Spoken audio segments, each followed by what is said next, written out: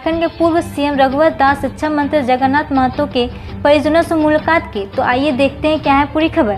भाजपा के राष्ट्रीय उपाध्यक्ष और पूर्व मुख्यमंत्री रघुवर दास शनिवार को इलाजरत झारखंड के शिक्षा मंत्री जगन्नाथ महतो के आवास पर उनके परिजनों से मुलाकात की।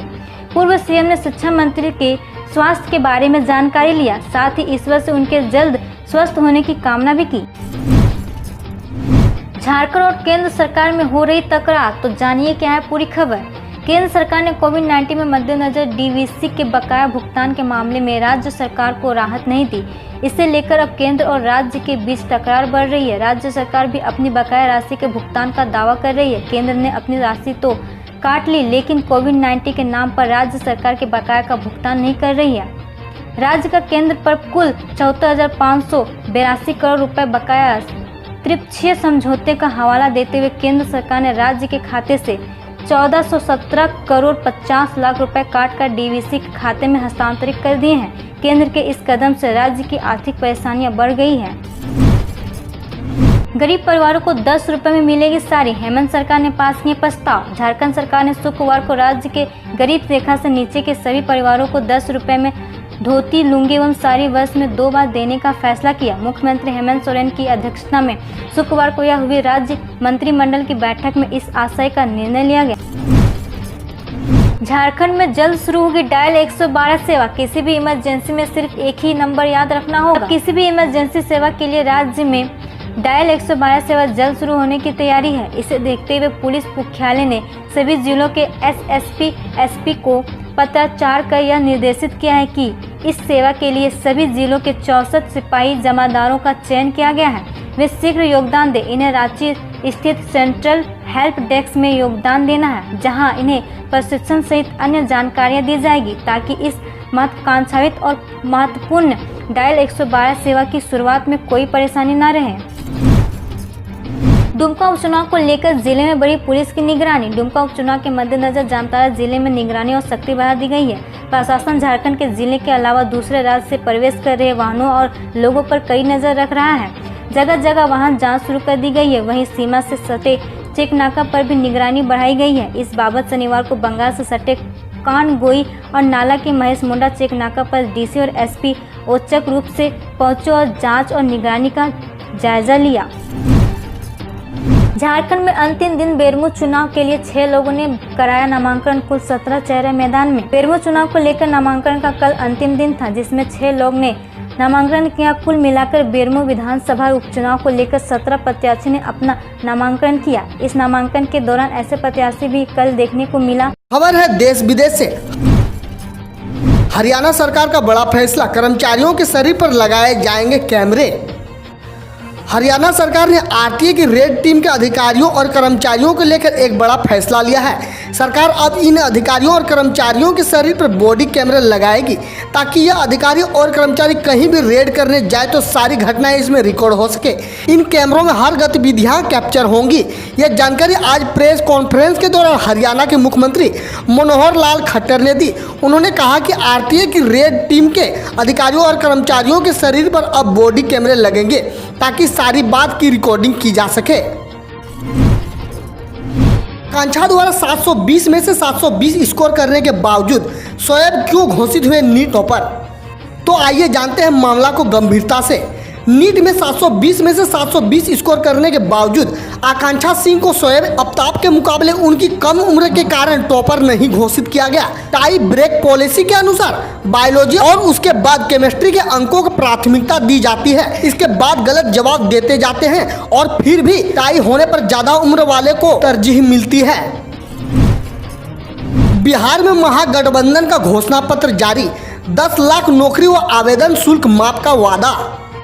बिहार चुनाव के लिए महागठबंधन ने शनिवार को घोषणा पत्र जारी किया और पहली कैबिनेट बैठक में 10 लाख युवकों को रोजगार देने का वादा दोहराया। महागठबंधन ने सरकारी नौकरियां के लिए आवेदन फॉर्म निःशुल्क करने, मनरेगा कार्य दिवस 100 से 200 करने, किसानों की कर्ज माफी व प्रवासी के लिए पूरी श्रमवीर सहायता केंद्र खोलने का वादा भी किया है। पर योजना से जिस गांव से पीएम ने की थी गरीब कल्याण रोजगार अभियान की शुरुआत, वहां योजना का एक भी लाभार्थी नहीं। कोरोना वायरस के चलते हुए लॉकडाउन में लाखों करोड़ों लोग बेरोजगार हो गए थे और बड़ी संख्या में प्रवासी मजदूर का बड़े शहरों से अपने गृह राज्य पलायन हुआ था। लोगों को उनके घर के आसपास ही रोजगार मुहैया कराने के लिए केंद्र की मोदी सरकार ने गरीब कल्याण रोजगार अभियान नामक योजना की शुरुआत की थी। इस अभियान के तहत सरकार ने 6 राज्यों के 116 जिलों में प्रवासी श्रमिकों को रोजगार देने की बात कही थी। इसके अलावा सरकार ने 50,000 करोड़ रुपए का बजट तय किया था। लेकिन अब द वायर की एक रिपोर्ट में दावा किया गया है कि प्रधानमंत्री नरेंद्र मोदी ने बिहार के खगड़िया जिले के जिस गांव तेलीहार में गरीब कल्याण रोजगार अभियान योजना की शुरुआत की थी, उस गांव में ही एक योजना का भी लाभार्थी नहीं है। नवंबर में आएगी पीएम किसान सम्मान निधि की 7वीं किस्त। एक बार कर ले अपने आवेदन की जांच। प्रधानमंत्री किसान सम्मान निधि की 7वीं किस्त आगामी नवंबर या दिसंबर माह में आने वाली है। इस योजना के तहत 11 करोड़ से ज्यादा किसानों के खाते में 2-2 हजार रुपए आएगी। मोदी सरकार ने अब तक 2-2 हजार रुपए की 6 किस्त किसानों के खाते में जमा की है। प्रधानमंत्री किसान सम्मान निधि योजना की शुरुआत मोदी सरकार ने 24 फरवरी 2019 को की थी। 6ठी किस्त अगस्त महीने में आई थी। उस वक्त कई किसानों ने यह शिकायत की थी कि उनके खाते में रकम नहीं आई। इसका कारण मात्र यह है कि जिन किसानों के सम्मान निधि के लिए आवेदन किया है, उनके आवेदन में कुछ न कुछ गलती रह गई थी, जिसके कारण उन्हें किसान सम्मान निधि योजना के तहत मिलने वाली सहायता नहीं मिल पाई। इस बार भी कोई ऐसी गलती ना हो जाए, इस बात का ध्यान सभी किसानों को रखना चाहिए। तो आइए हम आपकी मदद के लिए यहाँ बता रहे हैं कि आपको अपने आवेदन में किन बातों का ध्यान रखना है। कई बार यह देखा गया है कि फंड ट्रांसफर ऑर्डर जनरेट होने के बावजूद भुगतान फेल हो गया। इसका कारण छोटी मोटी गलती हो सकती है, मसलन आधार नंबर गलत भरना हो या नाम में कोई अशुद्धि होना इत्यादि। प्रधान किसान सम्मान निधि की 7वीं किस्त पाने के लिए इन बातों का ध्यान रखें और आसानी से पाए सकते हैं सहायता। आधार ना देने वाले 65,000 उपभोक्ता होंगे राशन कार्ड से बाहर। आधार कार्ड ना देने वाले 65,000 उपभोक्ता राशन कार्ड से बाहर किए जाएंगे। दरअसल खाद्य विभाग ने उपभोक्ताओं को गुरुवार तक आधार कार्ड जमा करने का समय दिया था, लेकिन उन्होंने आधार नहीं जमा किया, जिससे इन्हें अब सरकारी राशन से हाथ धोना पड़ेगा। जनपद में 1 नेशन 1 राशन कार्ड योजना के तहत स्मार्ट कार्ड बनाए जाने हैं, लेकिन स्मार्ट कार्ड बनाने के लिए परिवार के सभी सदस्यों के आधार लिया जा रहे हैं। स्मार्ट कार्ड बनाने के लिए पहले चरण में लिए जा रहे राष्ट्रीय खाद्य सुरक्षा अंत्योदय योजना के उपभोक्ता लगातार आधार देने में हिलावाही कर रहे हैं। इससे दोनों योजनाओं के 11,39,000 उपभोक्ता के आधार कार्ड जमा नहीं हो पाए हैं। Aadhaar PVC card registered mobile number नहीं है तो भी ऑर्डर कर पाएंगे। ज्यादा सुरक्षित आधार कार्ड यूआईडीए ने किया स्पष्ट। आधार कार्ड जारी करने वाली भारतीय विशिष्ट पहचान प्राधिकरण ने हाल ही में ज्यादा सुरक्षित और इस्तेमाल की दृष्टि से ज्यादा सहज पीवीसी कार्ड की शुरुआत की है। कोई भी आधार कार्ड धारक यूआईडीए की वेबसाइट से नया पीवीसी कार्ड ऑर्डर कर सकता है। यूआईडीए ने बताया कि नए पॉलीवल क्लोराइड को कैरी करना बहुत आसान है, क्योंकि इसका साइज छोटा है और आप इसे आसानी से डेबिट कार्ड या क्रेडिट कार्ड के तहत अपने वॉलेट में रख सकते हैं। यूआईडीए के मुताबिक नया आधार पीवीसी कार्ड आधुनिक सिक्योरिटी फीचर्स के साथ आता है।